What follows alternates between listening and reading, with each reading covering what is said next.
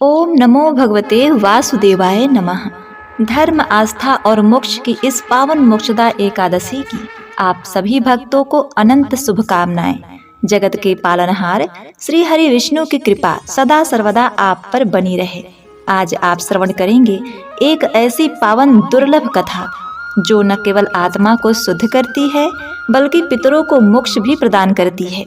यह मोक्षदा एकादशी पुण्यमयी दिन जिसकी महिमा स्वयं श्री कृष्ण जी ने वर्णित की है।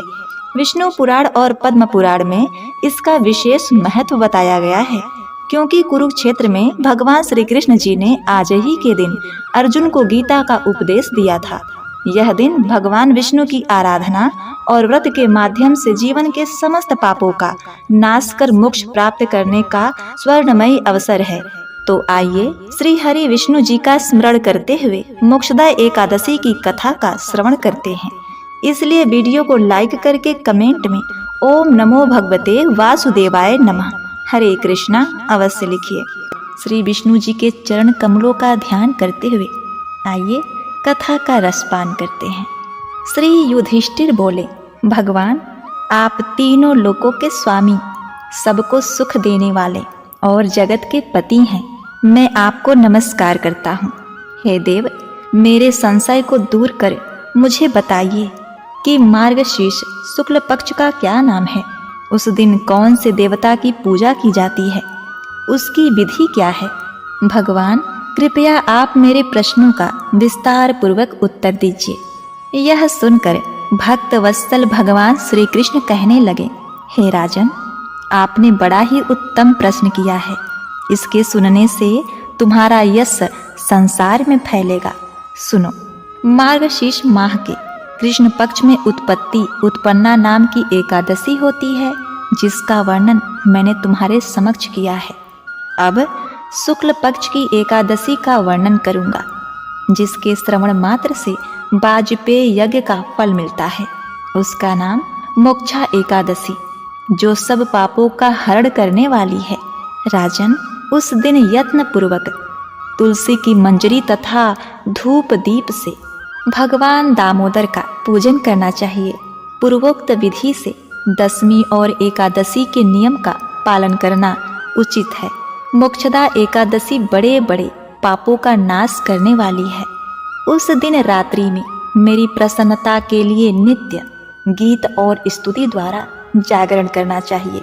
जिसके पितर पापवश नीच योनि में पड़े हों, वे इसका पुण्य दान करने से मोक्ष को प्राप्त होते हैं।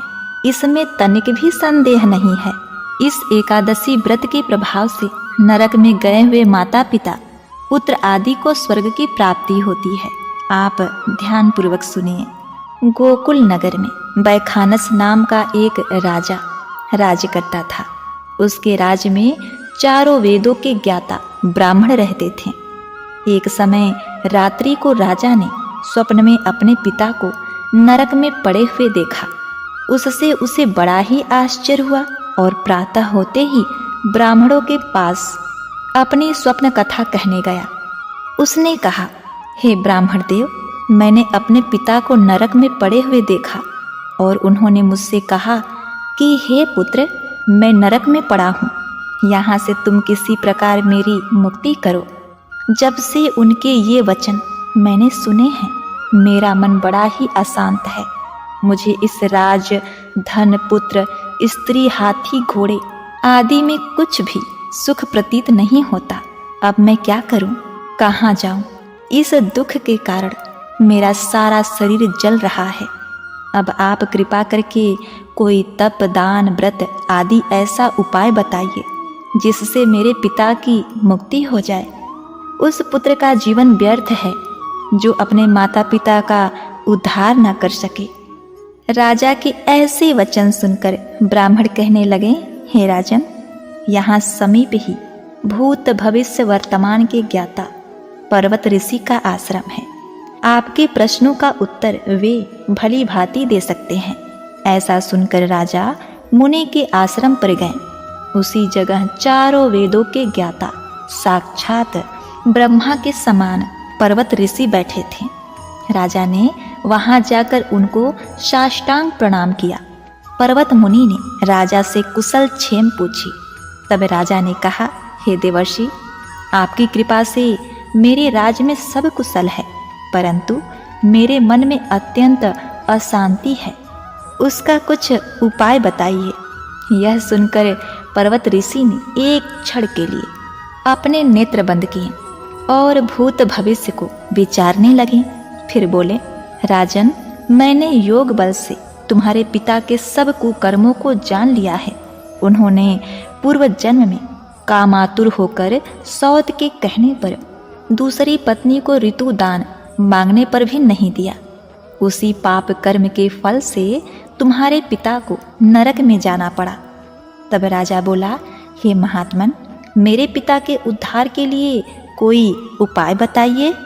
पर्वत मुनि बोले, राजन, आप मार्गशीर्ष शुक्ल पक्ष एकादशी को व्रत करें और उस व्रत के पुण्य को अपने पिता को संकल्प दें। उस एकादशी के पुण्य के प्रभाव से अवश्य ही आपके पिता की मुक्ति होगी। मुनि के वचन को सुनकर राजा अपने महल में आया और कुटुंब सहित इस मोक्षदा एकादशी का व्रत किया। उस व्रत के पुण्य को राजा ने अपने पिता को अर्पण कर दिया। उस पुण्य के प्रभाव से राजा के पिता को मुक्ति मिल गई। वह स्वर्ग को जाते हुए अपने पुत्र से बोले, हे पुत्र, तेरा कल्याण हो। मार्गशीर्ष माह के शुक्ल पक्ष की मोक्षदा एकादशी का जो व्रत करते हैं उनके समस्त पाप नष्ट हो जाते हैं और अंत में स्वर्गलोक को पाते हैं। इस व्रत से बढ़कर मोक्ष देने वाला और कोई व्रत नहीं। इस कथा को पढ़ने या सुनने से वाजपेय यज्ञ का फल मिलता है। एक बार प्रेम से बोलिए, जय श्री कृष्ण। ओम नमः शिवाय। ओम नमो भगवते वासुदेवाय नमः।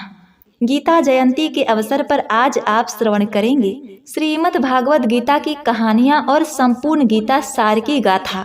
तो जितने भी श्री कृष्ण जी के सच्चे भक्त इस वीडियो को देख रहे हैं वे वीडियो को लाइक करके कमेंट में ओम नमो भगवते वासुदेवाय नमः जरूर लिखें। भगवान श्री कृष्ण आपके दुखों को दूर करके आपकी मनोकामनाएं पूर्ण करें। तो प्रिय भक्तगणों, भगवान श्री गणेश जी के चरणों का ध्यान करते हुए कथा का शुभारंभ करते हैं। सबसे पहले सुनेंगे सुख और मोक्ष देने वाली भागवत गीता के 11वें अध्याय की कथा। महादेव जी पार्वती जी से कहते हैं, प्रिय, गीता के वर्णन से संबंध रखने वाली कथा एवं विश्व रूप अध्याय के पावन महात्म को श्रवण करो। हे विशाल नेत्रों वाली पार्वती, इसके संबंध में सहस्त्रों कथाएं हैं। इसमें से एक कथा इस प्रकार है कि प्राणिता नदी के तट पर मेघंकर नाम से विख्यात एक बहुत बड़ा नगर है।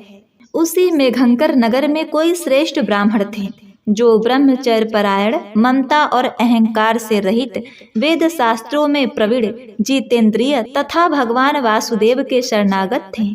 उनका नाम सुनंदन था। प्रिय, वो भगवान विष्णु के पास गीता के 11वें अध्याय विश्व रूप दर्शन योग का पाठ किया करते थे। उस अध्याय के प्रभाव से उन्हें ब्रह्म ज्ञान की प्राप्ति हो गई थी। परमानंद संदेह से पूर्ण उत्तम ज्ञानमयी समाधि के द्वारा इंद्रियों के अंतर्मुख हो जाने के कारण वे निश्चल स्थिति को प्राप्त हो गए थे तथा सदा जीवन मुक्त योगियों की स्थिति में रहते थे। एक बार जब बृहस्पति सिंह राशि पर स्थित थे तो महायोगी सुनंदन ने गोदावरी तीर्थ की यात्रा आरंभ की। वे क्रमशः विरज तीर्थ, तारा तीर्थ, कपिला संगम, अष्ट तीर्थ, कपिला द्वार, सिंहवन, अंबिकापुरी तथा करस्थानपुर आदि क्षेत्रों में स्नान और दर्शन करते हुए विवाह मंडप नामक नगर में आए। वहां उन्होंने प्रत्येक घर में जाकर अपने ठहरने के लिए स्थान मांगा, परंतु कहीं भी उन्हें स्थान नहीं मिला। अंत में गांव के मुखिया ने उन्हें एक बहुत बड़ी धर्मशाला दिखा दी। ब्राह्मण ने साथियों सहित उसके भीतर जाकर रात्रि में निवास किया। सवेरा होने पर उन्होंने अपने को तो धर्मशाला के बाहर पाया, किंतु उनके और साथी नहीं दिखाई दिए। वे उन्हें खोजने के लिए चले। इतने में ही ग्रामपाल अर्थात मुखिया से उनकी भेंट हो गई। ग्रामपाल ने कहा, श्रेष्ठ मुनि, तुम सब प्रकार के दीर्घ आयु जान पड़ते हो। सौभाग्यशाली तथा पुण्यवान पुरुषों में तुम सबसे पवित्र हो। तुम्हारे भीतर कोई लोकोत्तर प्रभाव विद्यमान है। तुम्हारे साथी कहाँ गए और कैसे इस भवन से बाहर हुए, इसका पता लगाओ। मैं तुम्हारे सामने इतना ही कहता हूँ कि तुम्हारे जैसा तपस्वी मुझे दूसरा कोई नहीं दिखाई देता। प्रियवर, तुम्हें किस महामंत्र का ज्ञान है, किस विद्या का आश्रय लेते हो तथा किस देवता की दया से तुम्हें अलौकिक शक्ति आ गई है। भगवान, कृपा करके इस गांव में रहो, मैं तुम्हारी सब सेवा शुश्रूषा करूंगा। यूं कहकर ग्रामपाल ने मुनेश्वर सुनंदन को अपने गांव में ठहरा लिया। वह दिन रात बड़ी भक्ति से उनकी सेवा टहल करने लगा। तब एक दिन प्रातः काल आकर वह बहुत दुखी हो महात्मा के सामने रोने लगा और बोला, हाय, आज रात में राक्षस ने मुझ भाग्यहीन के बेटे को चबा लिया है। मेरा पुत्र बड़ा ही गुणवान और भक्तिमान था। ग्रामपाल के इस प्रकार कहने पर योगी सुनंदन ने पूछा, कहाँ है वह राक्षस और किस प्रकार उसने तुम्हारे पुत्र का भक्षण किया है। ग्रामपाल बोला, ब्राह्मण, इस नगर में एक बड़ा भयंकर नरभक्षी राक्षस रहता है। वह प्रतिदिन आकर इस नगर के मनुष्य को खा लिया करता था। एक दिन समस्त नगरवासियों ने मिलकर उससे प्रार्थना की कि राक्षस, तुम हम सब लोगों की रक्षा करो, हम तुम्हारे लिए भोजन की व्यवस्था किए देते हैं। यहाँ बाहर के जो पथिक रात में आकर नींद लेने लगे उनको खा जाना। इस प्रकार नागरिक मनुष्यों ने गांव के मुझ मुखिया द्वारा इस धर्मशाला में भेजे हुए पथिकों को राक्षस द्वारा आहार निश्चित किया। अपने प्राणों की रक्षा के लिए ही उन्हें ऐसा करना पड़ा। तुम भी अन्य राहगीरों के साथ इस घर में आकर सोए थे, किंतु राक्षस ने उन सबको खा लिया, लेकिन तुम्हें छोड़ दिया। हे ब्राह्मण श्रेष्ठ, तुम में ऐसा क्या प्रभाव है, इस बात को तुम ही जानते हो। इस समय मेरे पुत्र का एक मित्र आया था, किंतु मैं उसे पहचान न सका। वह मेरे पुत्र को बहुत ही प्रिय था, किंतु अन्य राहगीरों के साथ उसे भी मैंने उसी धर्मशाला में भेज दिया। मेरे पुत्र ने जब सुना भी उसमें प्रवेश कर गया है, तब वह उसे वहां से लेने के लिए गया, परंतु राक्षस ने उसे भी खा लिया। आज सवेरे मैंने बहुत दुखी होकर उस पिशाच से पूछा, ओ दुष्टात्मा, तूने रात में मेरे पुत्र को भी खा लिया। तुम्हारे पेट में पड़ा हुआ मेरा पुत्र जिससे जीवित हो सके ऐसा कोई उपाय आदि हो तो बता। राक्षस ने कहा, ग्रामपाल, धर्मशाला के भीतर घुसे हुए तुम्हारे पुत्र के न जानने के कारण मैंने भक्षण किया है।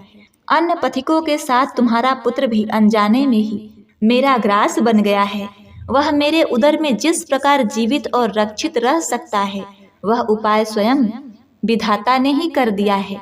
जो ब्राह्मण सदा गीता के 11वें अध्याय का पाठ करता हो, उसके प्रभाव से मेरी मुक्ति होगी और मेरे को भी पुनः जीवन प्राप्त होगा। यहाँ कोई ब्राह्मण रहता है जिसको मैंने एक दिन धर्मशाला से बाहर कर दिया था।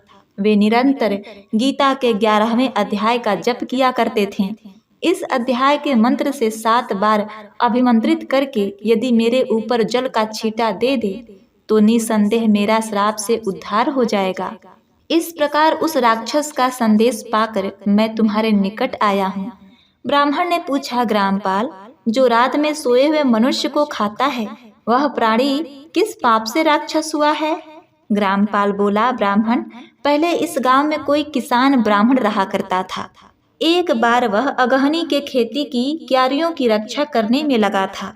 वहां से थोड़ी ही दूर पर एक बहुत बड़ा गिद्ध किसी राहगीर को मार कर खा रहा था। उसी समय एक तपस्वी कहीं से आ निकले, जो उस राहगीर को बचाने के लिए दूर से ही दया दिखाते आ रहे थे। गिद्ध उस राहगीर को खाकर आकाश में उड़ गया। तब तपस्वी ने कुपित होकर उस किसान से कहा, ओ दुष्ट हलवाहे, तुझे धिक्कार है, तू बड़ा ही कठोर और निर्दयी है। दूसरों की रक्षा से मुंह मोड़कर केवल पेट पालने के धंधे में लगा है। अरे, जो चोर, दाढ़ वाले जीव, सर्प, शत्रु, अग्नि, विष, जल, गिद्ध, राक्षस, भूत तथा बेताल आदि के द्वारा घायल हुए मनुष्य की शक्ति होते हुए भी अपेक्षा करता है, वह उसके वध का फल पाता है। जो शक्तिशाली होकर भी चोर आदि के चुंगल में फंसे हुए ब्राह्मण को छुड़ाने की चेष्टा नहीं करता, वह घोर नरक में पड़ता है और पुनः भेड़ियों की योनि में जन्म लेता है। जो वन में मारे जाते हुए तथा गिद्ध और व्याध की दृष्टि में पड़े हुए जीव की रक्षा के लिए छोड़ो छोड़ो की पुकार करता है, वह परम गति को प्राप्त होता है। जो मनुष्य गौओं की रक्षा के लिए व्याघ्र, भील तथा दुष्ट राजाओं के हाथ से मारे जाते हैं, वे भगवान विष्णु के उस परम पद को पाते हैं जो योनियों के लिए भी दुर्लभ है।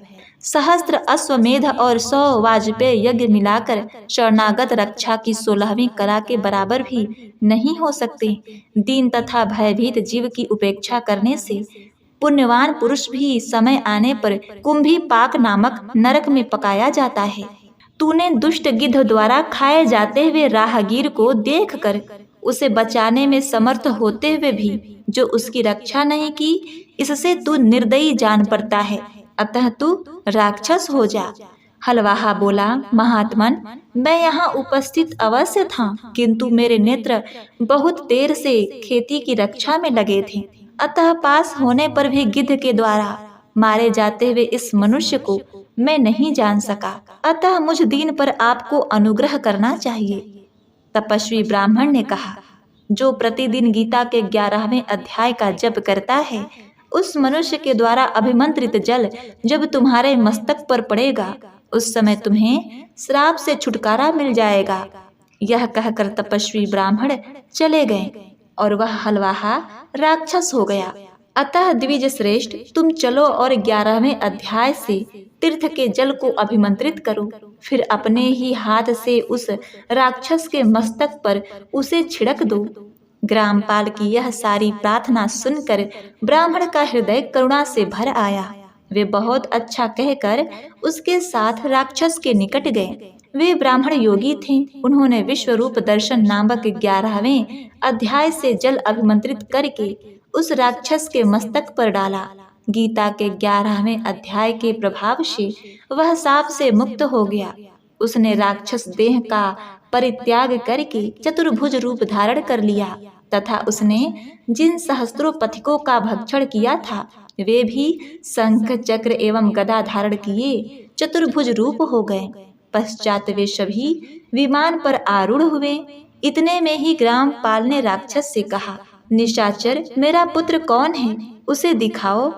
उसके यो कहने पर दिव्य बुद्धि वाले राक्षस ने कहा, ये जो तमाल के समान श्याम, 4 भुजाधारी, माणिक मुकुट से सुशोभित तथा दिव्य मणियों के बने हुए कुंडल से अलंकृत है, हार पहनने के कारण जिसके कंधे मनोहर प्रतीत होते हैं, जो सोने के भुजबंदों से विभूषित कमल के समान नेत्र वाले, हाथ में कमल लिए हुए हैं और दिव्य विमान पर बैठकर देवलोक को प्राप्त हो चुके हैं, उन्हीं को अपना पुत्र समझो। यह सुनकर ग्रामपाल ने उसी रूप में अपने पुत्र को देखा और उसे अपने घर ले जाना चाहा। यह देखकर उसका पुत्र हंस पड़ा और इस प्रकार कहने लगा। पुत्र बोला, ग्रामपाल, कई बार तुम मेरे पुत्र हो चुके हो। पहले मैं तुम्हारा पुत्र था, किंतु अब देवता हो गया हूँ। इस ब्राह्मण देवता के प्रसाद से वैकुंठ धाम को जाऊंगा। देखो, यह निशाचर भी चतुर्भुज रूप को प्राप्त हो गया। 11वें अध्याय के महात्म्य से यह सब लोगों के साथ श्री विष्णु धाम को जा रहा है। अतः तुम भी इस ब्राह्मण देव से गीता के 11वें अध्याय का अध्ययन करो और निरंतर उसका जप करते रहो। इसमें संदेह नहीं कि तुम्हारी भी ऐसी ही उत्तम गति होगी। तात, मनुष्य के लिए साधु पुरुषों का संग सर्वथा दुर्लभ है। यह भी इस समय तुम्हें प्राप्त है, अतः अपना अभिष्ट सिद्ध करो। धन, भोग, दान, यज्ञ, तपस्या और पूर्व कर्मों से क्या लेना है। विश्वरूपा अध्याय के पाठ से ही परम कल्याण की प्राप्ति होती है।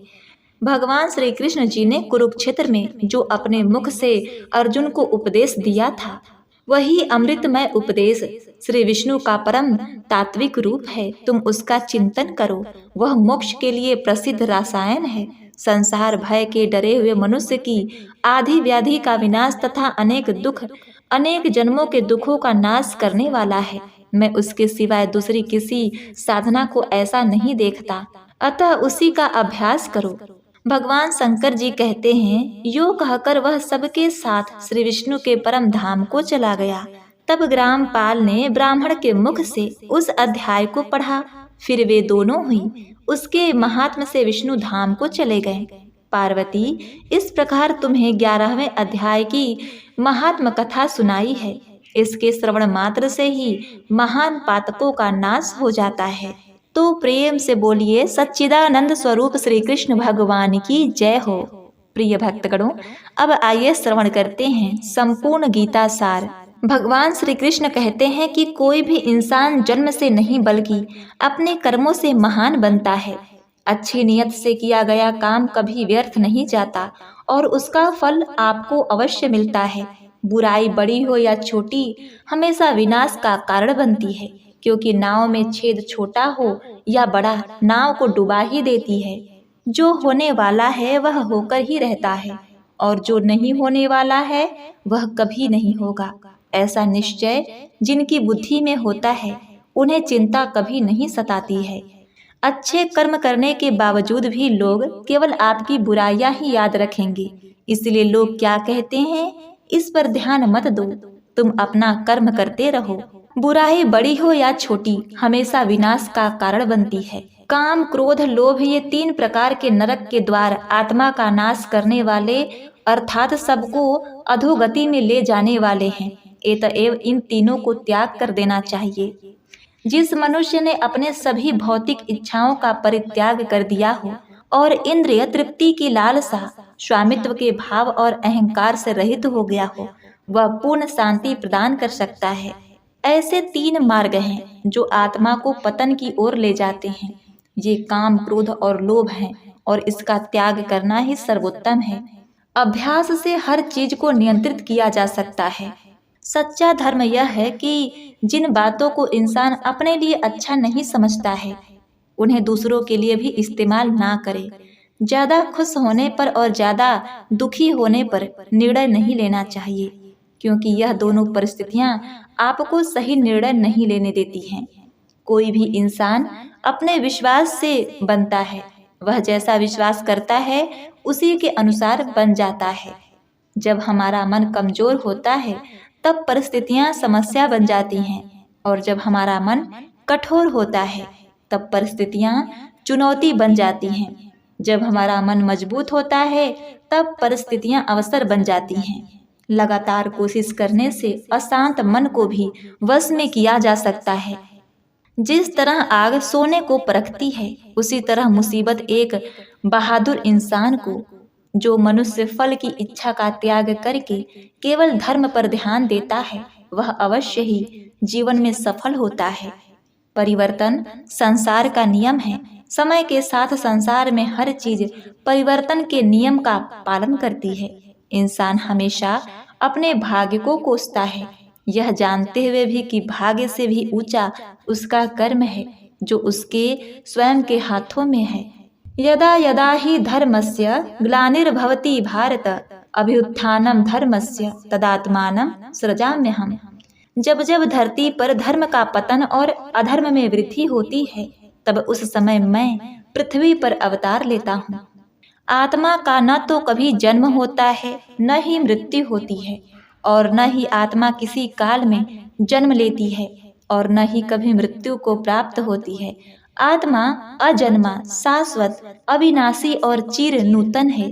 शरीर का विनाश होने पर भी इसका विनाश नहीं होता। जिस मनुष्य ने अपने सभी भौतिक इच्छाओं का परित्याग कर दिया हो और इंद्रिय तृप्ति की लालसा, स्वामित्व के भाव और अहंकार से रहित हो गया हो, वह पूर्ण शांति प्राप्त कर सकता है।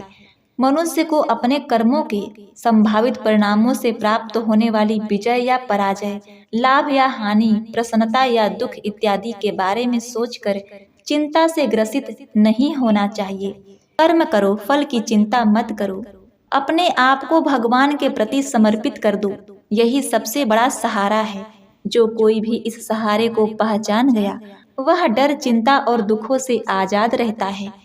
वह व्यक्ति जो अपने मृत्यु के समय मुझे याद करते हुए अपना शरीर त्यागता है, वह मेरे धाम को प्राप्त होता है, और इसमें कोई संशय नहीं। मदद सबकी करो, मगर आशा किसी से मत रखो, क्योंकि सेवा का सही मूल्य ईश्वर ही दे सकते हैं। जितना हो सके खामोश रहना ही अच्छा है, क्योंकि सबसे ज़्यादा गुनाह इंसान से उसकी जुबान ही करवाती है। जो बीत गया उस पर दुख क्यों करना, जो है उस पर अहंकार क्यों करना, और जो आने वाला है उसका मोह क्यों करना। नकारात्मक विचारों का आना तय है, लेकिन यह आप पर निर्भर करता है कि आप उन्हें महत्व देते हैं या फिर अपने सकारात्मक विचारों पर ही ध्यान लगाए रहते हैं। जो आपका है वो आपको मिलकर ही रहेगा, फिर चाहे जिसे छीनने के लिए पूरी कायनात एक हो जाए। प्रेरणा का सबसे बड़ा स्रोत आपके अपने विचार हैं, इसलिए बड़ा सोचें और खुद को जीने के लिए हमेशा प्रेरित करें। अगर आप अपनी गलतियों से कुछ सीखते हो तो गलतियाँ सीढ़ियाँ बनती हैं, और अगर नहीं सीखते तो गलतियाँ सागर हैं। फैसला आपका है, चढ़ना है या डूबना है। इस दुनिया में कोई भी पूरी तरह से सही नहीं है, इसीलिए लोगों की अच्छाइयों को देखकर उसके साथ अच्छे रिश्ते बनाएं। मानव कल्याण ही भागवत गीता का प्रमुख उद्देश्य है, इसीलिए मनुष्य को अपने कर्तव्यों का पालन करते हुए मानव कल्याण को प्राथमिकता देनी चाहिए। जन्म लेने वाले की मृत्यु निश्चित है और मरने वाले का जन्म निश्चित है, इसलिए जो अटल है, अपरिहार्य है, उसके विषय में तुमको शोक नहीं करना चाहिए। हरे कृष्णा। ओम नमो भगवते वासुदेवाय नमः। प्रिय भक्तगणों, आज आप सुनेंगे एकादशी के व्रत में एकादशी माता की आरती। जो भी भक्त सच्ची श्रद्धा और नियम निष्ठा के साथ एकादशी का व्रत करते हैं, इस दिन भगवान विष्णु, माता लक्ष्मी, भगवान श्री कृष्ण जी का पूजन करते हैं तथा कथा को सुनते हैं और भगवान की आरती करते हैं। इससे भगवान विष्णु, माता लक्ष्मी अपने भक्तों पर प्रसन्न हो करके अपने भक्तों के सभी प्रकार के पापों को नष्ट कर देते हैं तथा सुख और समृद्धि, मोक्ष का आशीर्वाद प्रदान करते हैं। तो आइए प्रिय भक्तगणों, श्रवण करते हैं एकादशी माता की आरती। तो एक बार प्रेम से बोलिएगा, एकादशी माता की जय हो। ओम जय एकादशी, जय एकादशी, जय एकादशी माता। विष्णु पूजा व्रत को धारण कर शक्ति मुक्ति पाता। ओम जय एकादशी, जय एकादशी, जय एकादशी माता। विष्णु पूजा व्रत को धारण कर शक्ति मुक्ति पाता। तेरे नाम गिनाओ देवी, भक्ति प्रदान करनी। गुण गौरव की देवी माता, शास्त्रों में वर्णी। ओम जय एकादशी, जय एकादशी, जय एकादशी माता। विष्णु पूजा व्रत को धारण कर शक्ति मुक्ति पाता। मार्गशीर्ष के कृष्ण पक्ष में उत्पन्ना होती, शुक्ल पक्ष में मोक्षदायिनी, पापों को धोती। ओम जय एकादशी, जय एकादशी, जय एकादशी माता। विष्णु पूजा व्रत को धारण कर शक्ति मुक्ति पाता। पौष मास के कृष्ण पक्ष को सफला नाम कहे, शुक्ल पक्ष में हो ये पुत्रदा, आनंद अधिक रहे। ओम जय एकादशी, जय एकादशी, जय एकादशी माता। विष्णु पूजा व्रत को धारण कर शक्ति मुक्ति पाता।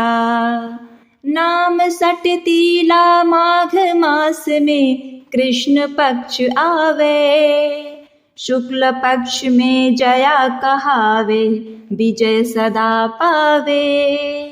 ओम जय एकादशी, जय एकादशी, जय एकादशी माता।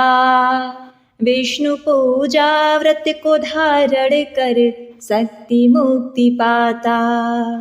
विजया फाल्गुन कृष्ण पक्ष में शुक्ला आमल की, पाप मोचनी कृष्ण पक्ष में चैत्र मास बल की।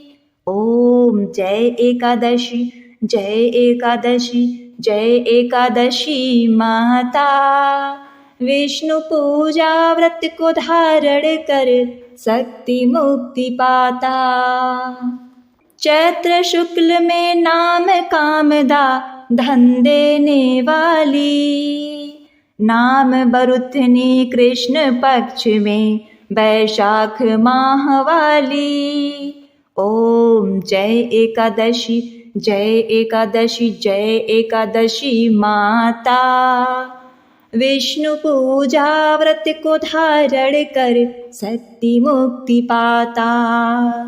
शुक्ल पक्ष में होय मोहिनी अपराज्येष्ठ कृष्ण पक्षी, नाम निर्जला सब सुख करनी शुक्ल पक्ष रखी। ओम जय एकादशी जय एकादशी जय एकादशी माता।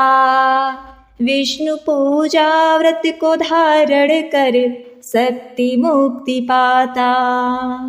योगिनी नाम आषाढ़ मास में जानो कृष्ण पक्ष वर्णी, देवशयनी नाम कहायो शुक्ल पक्ष धरणी। ओम जय एकादशी जय एकादशी जय एकादशी माता। विष्णु पूजा व्रत को धारण कर शक्ति मुक्ति पाता। कामिका श्रावण मास में आवे कृष्ण पक्ष कहिए, श्रावण शुक्ल होय पुत्रदा आनंद से रहिए। ओम जय एकादशी जय एकादशी जय एकादशी माता। विष्णु पूजा व्रत को धारण कर शक्ति मुक्ति पाता। अजा भाद्रपद कृष्ण पक्ष की परिवर्तिनी शुक्ला, इंदिरा अश्विन कृष्ण पक्ष में व्रत से भवसागर निकला। ओम जय एकादशी जय एकादशी जय एकादशी माता। विष्णु पूजा व्रत को धारण कर शक्ति मुक्ति पाता। पापांकुशा है शुक्ल पक्ष में पाप हरण हारी, रमा मास कार्तिक में आवे सुखदायक भारी।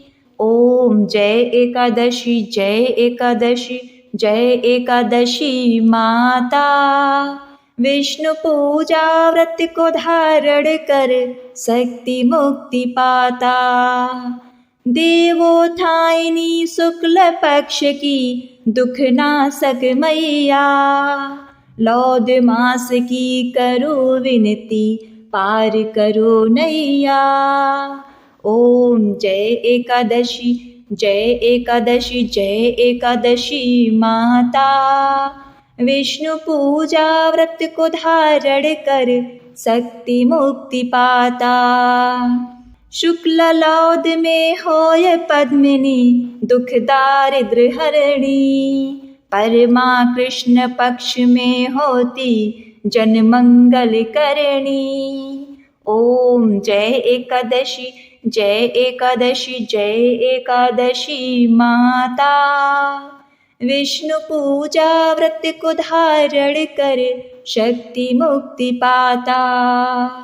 जो कोई आरती एकादशी की भक्ति सहित गावे, जन रघुनाथ स्वर्ग का वासा निश्चित वह पावे।